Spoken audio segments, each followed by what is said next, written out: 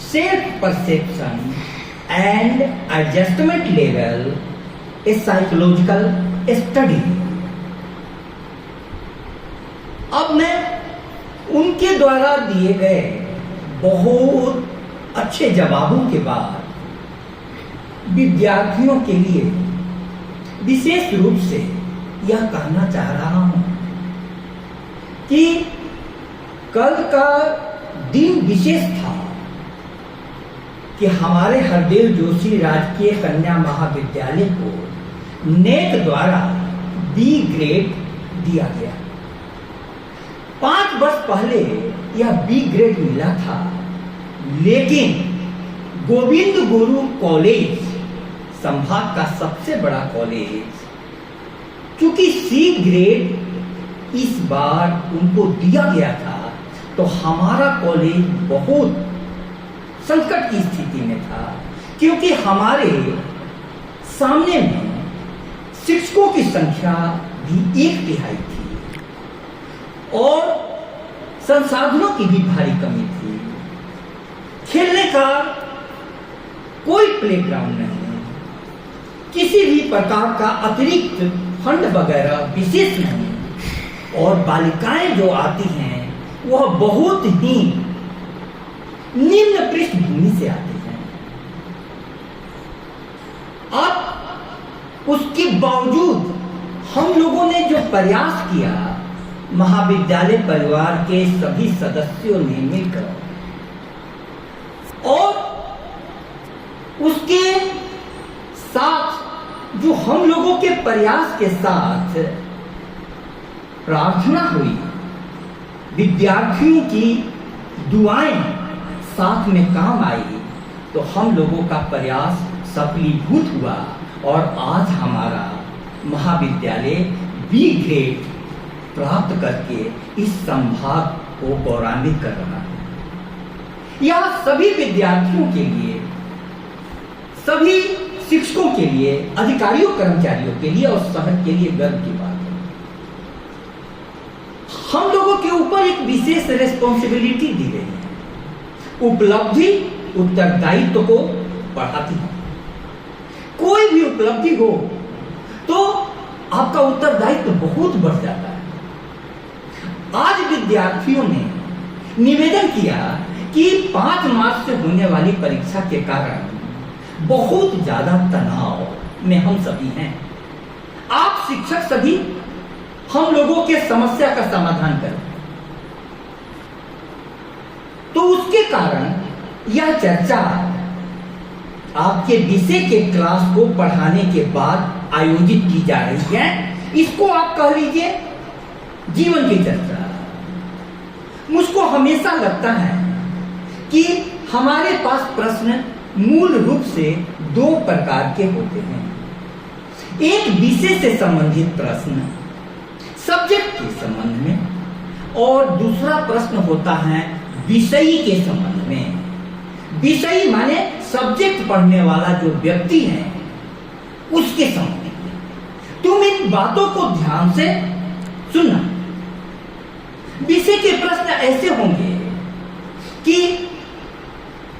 भूगोल के विद्यार्थी पूछेंगे कि यह देश कहाँ है, इसकी राजधानी कौन सी है। संस्कृत के विद्यार्थी पूछेंगे कि यह श्लोक कहाँ पर है, किस किताब से लिया गया है, इस किताब के लेखक कौन है। इतिहास के विद्यार्थी पूछेंगे कि यह जो सांप्रदायिकता का चैप्टर है कहाँ पर है, शिक्षा के संबंध में कहाँ पर कहा गया है। ये विषय से संबंधित प्रश्न। दूसरा प्रश्न होता है विषयी से संबंधित, पूछने वाले से संबंधित। आप सभी ने जो प्रश्न पूछे हैं उस पर सर ने विस्तार से आधे घंटे तक जवाब दिया। उसमें से कुछ प्रश्न सूचनात्मक थे, आप ध्यान दीजिएगा। सूचनात्मक प्रश्न माने होता है प्रायोगिक परीक्षा कब होगी। तो सर ने कहा कि इसका टेंशन आप क्यों लेते हो, प्रायोगिक परीक्षा होगी, तिथि बतला दी जाएगी, आप इसका तनाव मत लो, आप तैयारी करो। अब दूसरे प्रकार के प्रश्न वे हैं कि हमारे घर का वातावरण अच्छा नहीं है, हम ऐसे वातावरण में कैसे पढ़ें। कॉलेज में कई विषय के टीचर नहीं है, ऐसे में हम पढ़ाई कैसे करें?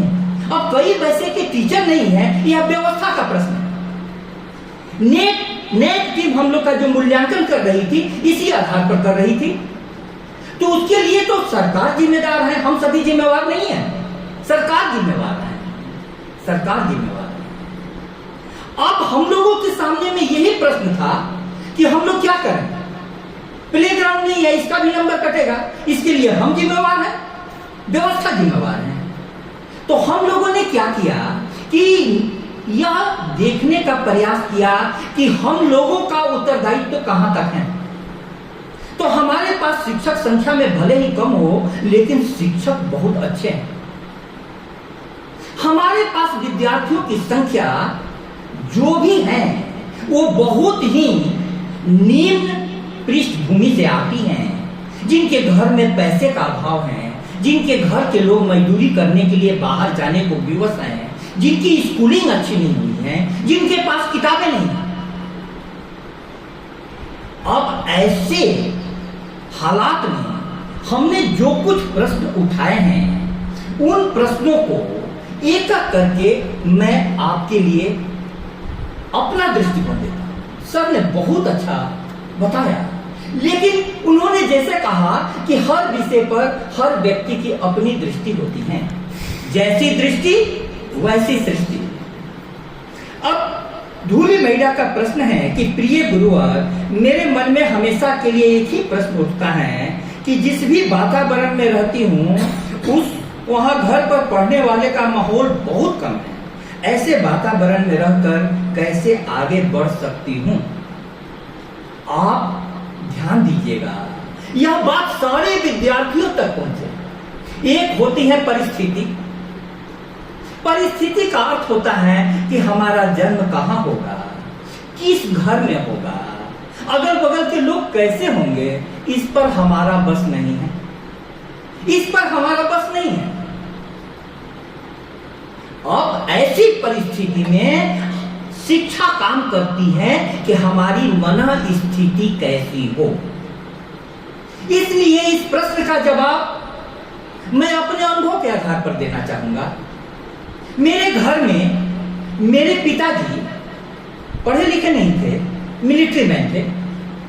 मेरी मां भी पढ़ी लिखी नहीं थी, लेकिन वो चाहती थी कि बेटा पढ़े। अगल बगल के माहौल अपराधियों और चरित्रहीन लोगों से भरा हुआ था, और यह मुझे स्पष्ट रूप से दिखाई देता था कि ऐसे वातावरण से निकलने का रास्ता एक ही है, वह है शिक्षा। शिक्षा पढ़ो। और मुझे खेलने का भी शौक था, खेलो। अब तुम्हारा मन खेलने में लगता है, तुम्हारा मन पढ़ने में लगता है, तो तुम्हारी दुनिया खेल की हो गई, तुम्हारी दुनिया पढ़ाई की हो गई। उन अगल बगल रहने वाले गंदे लड़कों के बारे में, गंदे मोहल्ले वाले के बारे में मुझे पता ही नहीं चलता था। मुझे पता ही नहीं चलता था। क्यों? सोचो जरा, आपको कोई बात समझानी मुश्किल होती है, इसीलिए सरल उदाहरण आपके लिए चुनना पड़ता है। गुरुदेव ने कहा कि अर्जुन चिड़िया की आंख पर निशाना साधो, सभी को, और सभी ने धनुष बाण उठा लिए। दुर्योधन से पूछा कि क्या दिखाई दे रहा है? दुर्योधन ने कहा कि पूरा पेड़ दिखाई दे रहा है और चिड़िया भी दिखाई दे रही है। दूसरे से पूछा कि तुमको क्या दिखाई दे रहा है? तो चिड़िया दिखाई दे रही है। लेकिन अर्जुन ने सिर्फ जवाब दिया कि मुझे सिर्फ चिड़िया की आंख दिखाई दे रही है, आंख दिखाई दे रही है। अब देखो, अब क्या हुआ? बीएससी सर उसी ओर इशारा कर रहे थे, मनोवैज्ञानिक पॉइंट ऑफ व्यू से। ऐसा टीचर शहर में दूसरा खोजना मुश्किल है जो इस विषय पर इतनी गहरी बात करता है। तो उसकी दुनिया, अर्जुन की दुनिया सिर्फ आंख हो गई। यारो सफर का कुछ सरो सामान तो करो, जाना कहां है तुमको, जरा ध्यान तो करो। तुम्हारा ध्यान जहां रहेगा तुम्हारी दुनिया वही होगी। फिर जान लेना कितने परेशान हुए हैं दिल। पहले तुम उसके नाम दिल व जान तो करो, दिल व जान तो लगाओ। वातावरण को ज्यादा दोष मत दो प्रिय विद्यार्थियों, वातावरण बनाना आपका काम है। कविता का प्रश्न था कि सर रोज कॉलेज पढ़ने के लिए आती हूँ, घर पर मम्मी पापा झगड़ते हैं, किराए के लिए पैसे नहीं मिलते हैं और किराया का पैसा हमारे लिए बहुत मायने रखता है। अब देखो इस प्रश्न को, यह सामान्य विद्यार्थियों का प्रश्न हो रहा है। आपके प्रश्न को मैं माध्यम बना करके सभी विद्यार्थियों तक, क्योंकि यहाँ के सारे विद्यार्थी इसी पृष्ठभूमि से आते हैं, जिनके लिए घर तक पहुंचना, कॉलेज से घर जाना और घर से कॉलेज आना बहुत मुश्किल काम है। आज मुझे याद आता है बहुत सारे विद्यार्थी सर अब पूछ रहे हैं, सर इस शिष्य गुरु संवाद केंद्र क्या है? अब शिष्य गुरु संवाद केंद्र क्या है? अब इस प्रश्न का जवाब देते समय मुझको ये याद आ रहा है कि क्या है। जब मैं भी सर की तरह नया नया कॉलेज में आया था 96 में, तो कुछ विद्यार्थी जो कॉलेज में पढ़ते थे मुझसे संस्कृत का सब्जेक्ट, वही विद्यार्थी मेरे पास घर पर पूछने के लिए आ जाते थे। तो इतना ज्यादा आने लगे कि मेरी पारिवारिक माहौल डिस्टर्ब होने लगा। तो उनके लिए मैंने एक समय बांध दिया कि संडे को 6 से 9 बजे आ जाओ, हम लोग चर्चा कर लेंगे। और उस विद्यार्थी के पास कॉलेज आने के लिए पैसा नहीं होता था। उस विद्यार्थी का भी नाम मैं बताऊं, श्री प्रमोद ताबियार जी। 20 रुपये उनके पास नहीं होते थे, आज 20 लाख की गाड़ी में वो चलते हैं, बड़े पद पर हैं। 20 लाख की गाड़ी मायने नहीं रखती है। मैंने इसलिए कहा कि शिक्षा विभाग में बड़े पद पर। उनके भाई दिलीप ताबियार जी, ऐसे कई विद्यार्थी आए, जो भी आए वहां से कभी भी एक पैसा नहीं लिया, लेकिन उनके साथ प्रश्नों पर चर्चा करते करते मुझको एक बात लगा कि आप निरंतर किसी भी विषय पर चिंतन को आगे बढ़ाइए। जीवन में किसी भी प्रश्न का कोई एक उत्तर नहीं होता। अब आप बताओ, आप ही के बीच से, आप ही के हालात से निकला हुआ एक विद्यार्थी जिसके पास 10-20 रुपए मुश्किल होते थे, अपनी प्यास के कारण किसी भी टीचर से जुड़कर अपनी जिंदगी बदल लेता है, तो क्या आप नहीं बदल सकते? आप सोचो, आप सोचो। क्योंकि किताबी उदाहरण मैं दूंगा और ख्याली उदाहरण दूंगा तो आपको नहीं लगेगा, लेकिन आप प्रमोद से मिलिए तो, दिलीप ताबियार से मिलिए तो, रमन खान से मिलिए तो, ऐसे सैकड़ों नाम है। क्या हुआ? तो शिष्य गुरु संवाद क्या है ये पूछा जा रहा है। हमारे कॉलेज ने भी कॉलेज के बेस्ट प्रैक्टिस में शिष्य गुरु संवाद केंद्र का नाम दिया। अब क्या हुआ कि टीचर जो हमेशा लगातार बैठ करके पढ़ाता था, ट्रांसफर हो गया।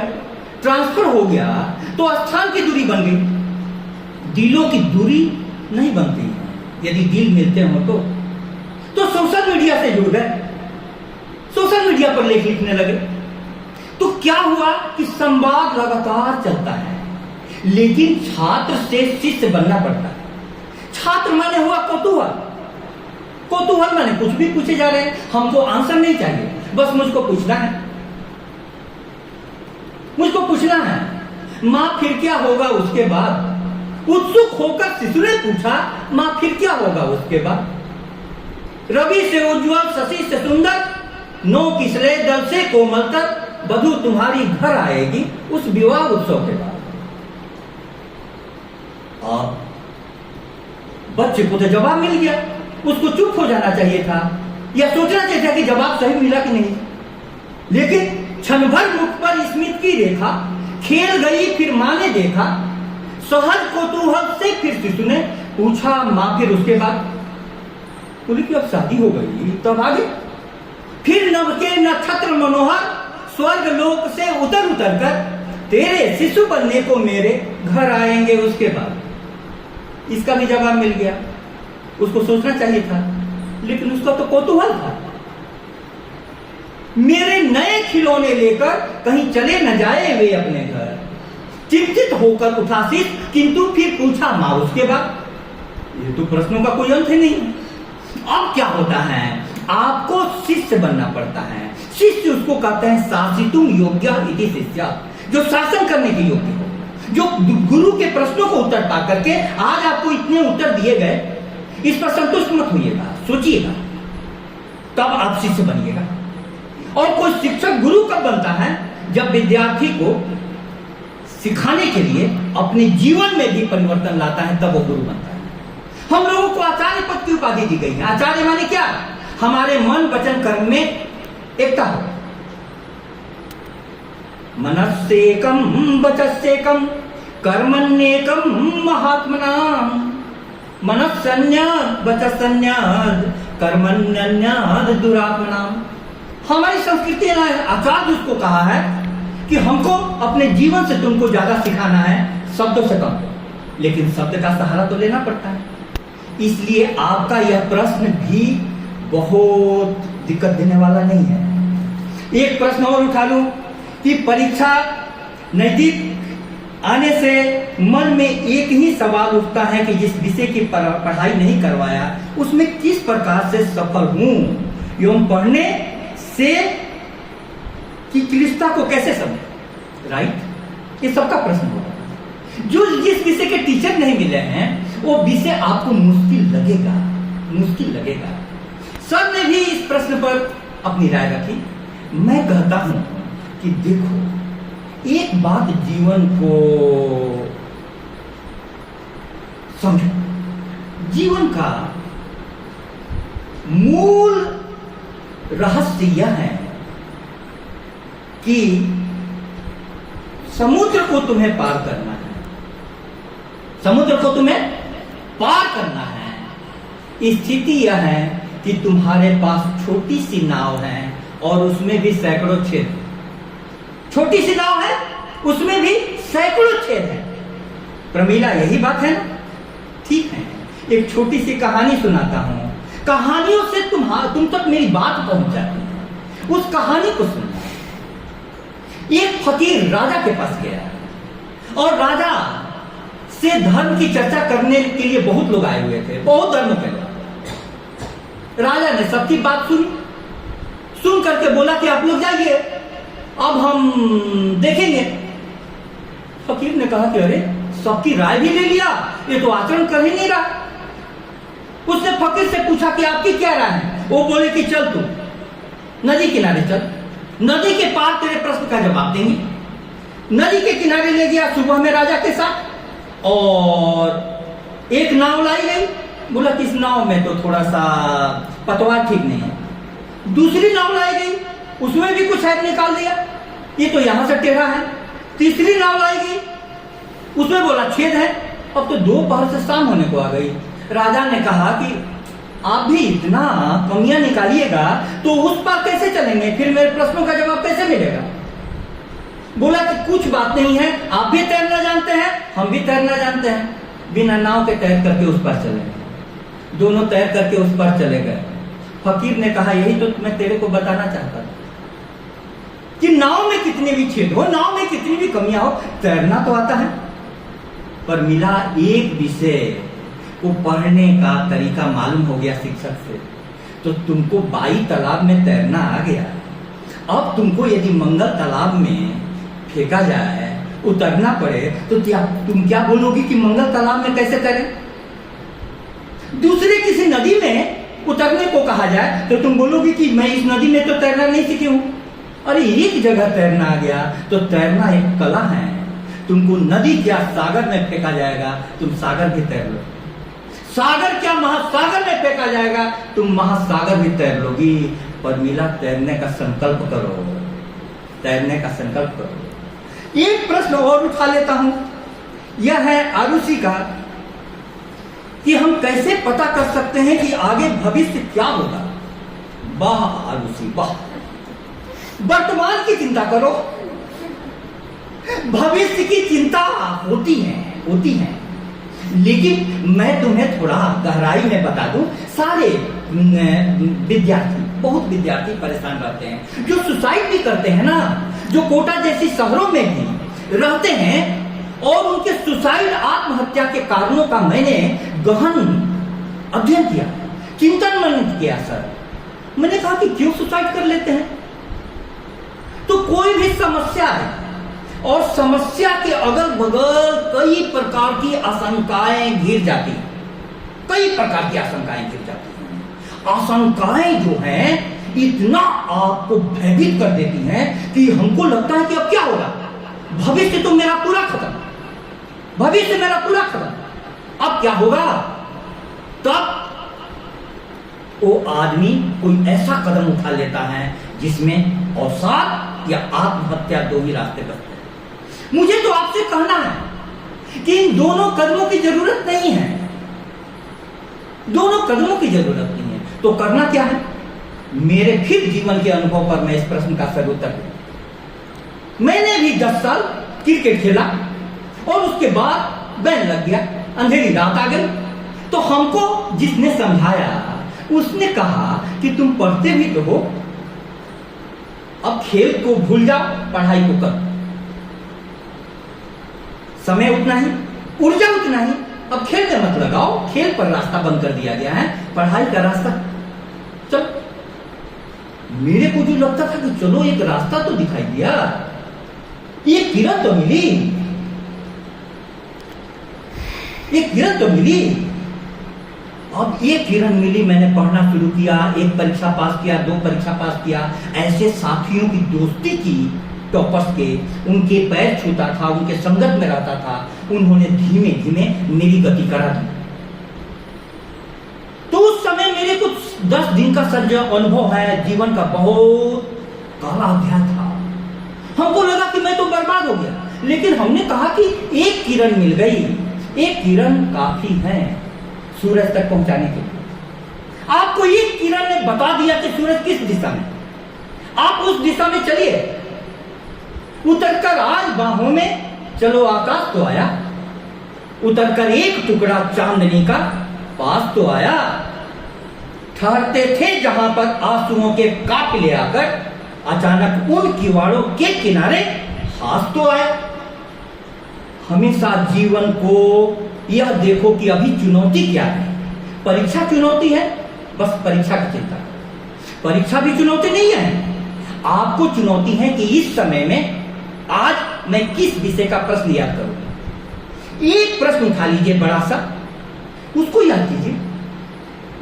फेल हो जाएगा तो लोग क्या कहेंगे, फिर कहां पर मुझे सरफोज की गोली मिलेगी, कैसे मैं मुंह दिखाऊंगी, ये सब सारी बातें क्यों सोचते हो? संस्कृत का एक श्लोक है, चूंकि आप संस्कृत के विद्यार्थी हैं, भविष्यम न अनुसंधते न अतीतम चिंत्यतसो वर्तमान निमेषम तु हसन नेवानुवर्तते। भविष्य की ज्यादा चिंता मत करो, अरुषि भविष्य क्या होगा, अरे भैया इतनी चिंता मत करो, वर्तमान काफी है, वर्तमान काफी है। प्रिय विद्यार्थियों, आप लोगों के प्रश्नों का लगभग मैंने जवाब दे दिया। मैं कहना चाहता हूं कि आप देखो, हम लोग भी तो सोच रहे थे कि नेक्स्ट टीम आएगी तो हम लोग क्या दिखाएंगे, क्योंकि नंबर कट जाएंगे, टीचर कम है तो, प्लेग्राउंड नहीं है तो नंबर कट जाएंगे, हम लोगों के पास संसाधन कम है, नंबर कट जाएंगे। लेकिन हमारे अनुभव ने क्या साबित किया कि थोड़े भी लोग, संसाधनों के अभाव वाले भी लोग यदि अपना पूरा प्रयास करते हैं तो आपके प्रयास के बाद परमात्मा का हाथ बढ़ता है, परमात्मा का हाथ बढ़ता है, प्रयास के बाद प्रसाद। मेरे सारे विद्यार्थियों से यह गुजारिश है, शिष्य गुरु संवाद, मैंने कहा नहीं संवाद यही है। पहली बार सर को आधा घंटा सुना, मैं खुश हुआ, हमारे कॉलेज में ऐसी प्रतिभा है शहर में, हम लोग सुनते ही नहीं है, सुनो। और सुनने के बाद आज बताओ कि तुम्हारे प्रश्नों का जवाब मिला कि नहीं मिला। कविता यहां आओ, यहां आओ, और तुम्हारे प्रश्नों का जवाब मिला कि नहीं मिला बताओ। आओ इधर, हंसो नहीं, रिकॉर्डिंग करना कविता के।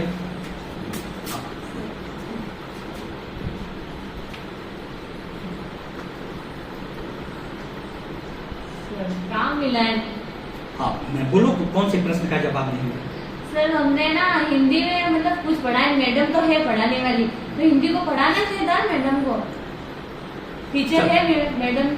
मैं हाँ, आपकी इस प्रश्न का मैं जवाब देता हूँ। मैडम प्राचार्य की भूमिका में है, ठीक है। जब पहले मीनाक्षी मैम थी उन्होंने क्लास लिया। अब कोई भी काम जब सर पर ज्यादा आ जाता है किसी के भी पास, मैं कहता हूं कि आपको, मैंने बार बार आपको कहा, आधे 1 घंटे की चर्चा में हम लोगों ने क्या कहा कि विद्यार्थी तुम अपने को सुधार सकते हो, जगत को सुधारने, जगत से अपेक्षा बढ़ाओगे। आप किसी भी प्राचार्य के ऊपर कितना सर पर भार है वो आप नहीं देख सकते हो। खैर, उसके बावजूद भी मैं कहता हूं कि हिंदी तो हमारे सब लोगों का भी होगा।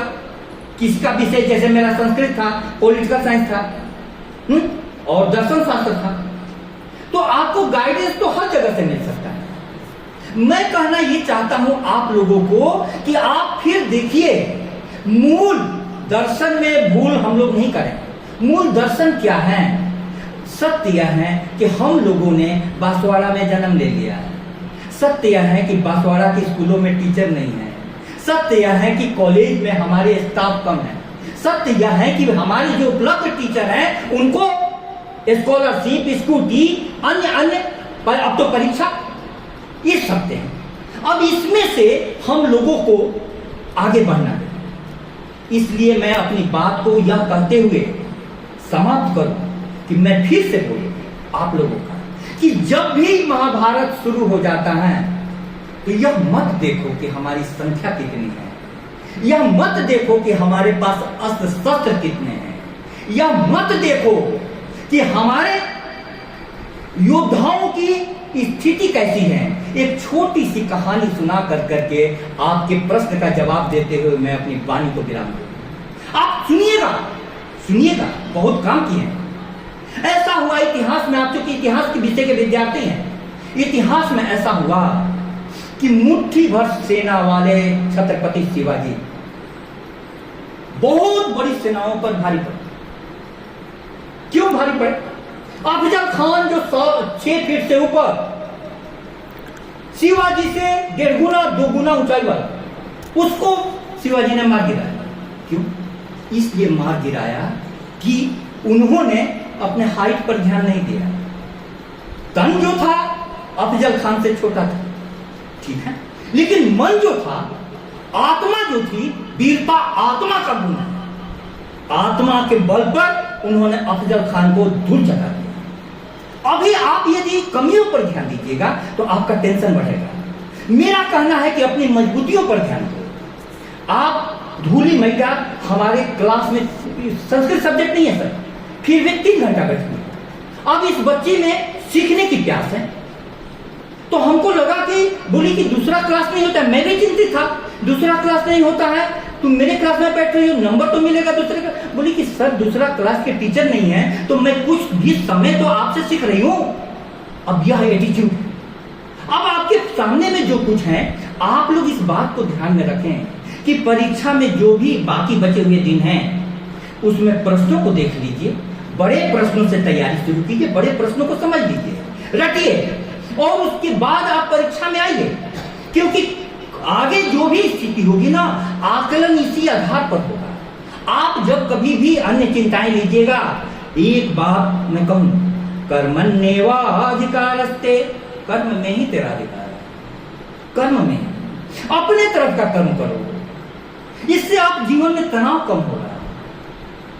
मैं जानता हूं कि मैं आपके सारे प्रश्नों का आपकी पूर्ण संतुष्टि तक जवाब नहीं दे पाया, लेकिन उसके बावजूद भी हम सीमित साधनों में जो कुछ करना चाह रहे थे, आपने चिंता रखी कि हम लोग परीक्षा के डर से कब रहे हैं, हम लोगों को कुछ मार्गदर्शन दीजिए, वो हम लोग देने में कामयाब हुए। धूली महिला आए, धूली आओ और अपना आभार व्यक्त करो। शुरू रखो धूली।